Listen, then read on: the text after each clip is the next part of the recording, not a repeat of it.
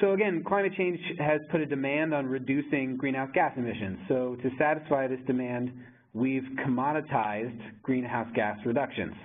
And that's all a carbon offset is. It's a tradable greenhouse gas reduction.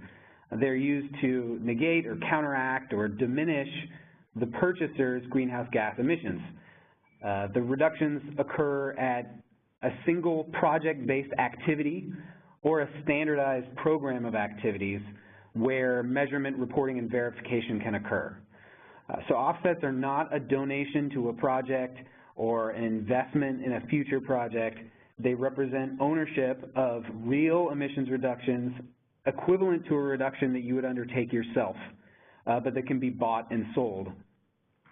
So how does offsetting work? Well, you emit greenhouse gas emissions, and the reductions that you purchase or own negate or diminish those emissions. So since a ton of carbon emitted in one place has the same effect on the atmosphere as a ton of carbon emitted in a different place, you can say the same thing about emissions reductions, right? If I emit in one place, I can reduce in a different place to compensate for it and ostensibly have a neutral effect on the climate. So that's basically offsetting. You have emissions or a carbon footprint, and there are projects located around the world where where emissions are being reduced. So you can pay to buy quantities of emissions reductions, usually in units of metric tons of CO2e, which you can then own and use to diminish your own footprint. So essentially subtracting the offsets you purchase from the emissions that you're responsible for.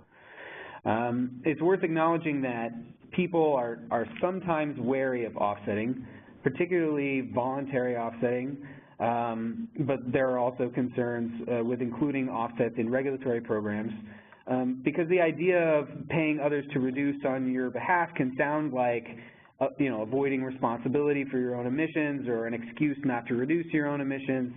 You're essentially sort of outsourcing mitigation and paying others to do what you should be doing. And there are legitimate concerns that offsets may allow local emissions to continue while reductions occur elsewhere, resulting in no change for local communities located near emitters that also happen to be emitting other criteria pollutants affecting local air quality.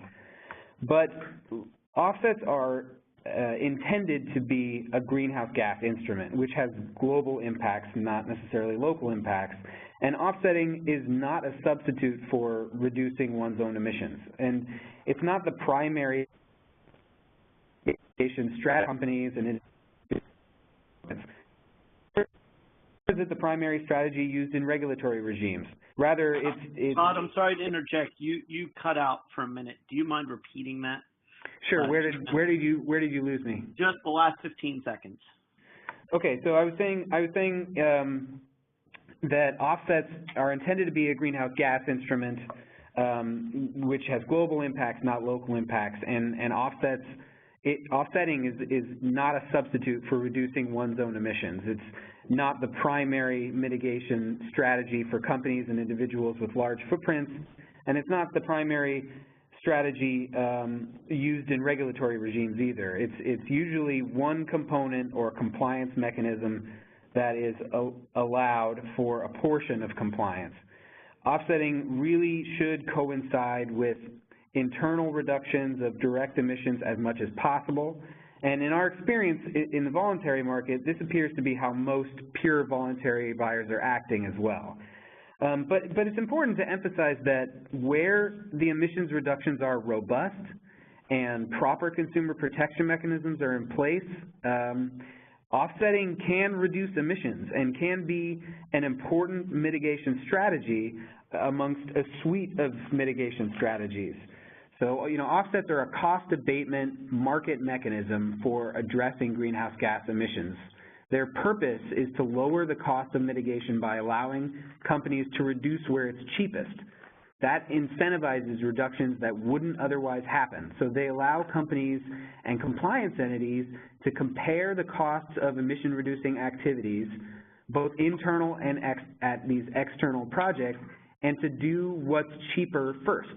It doesn't matter to the atmosphere where you reduce, and both internal and external reductions will need to happen. Somebody's going to have to pay for them.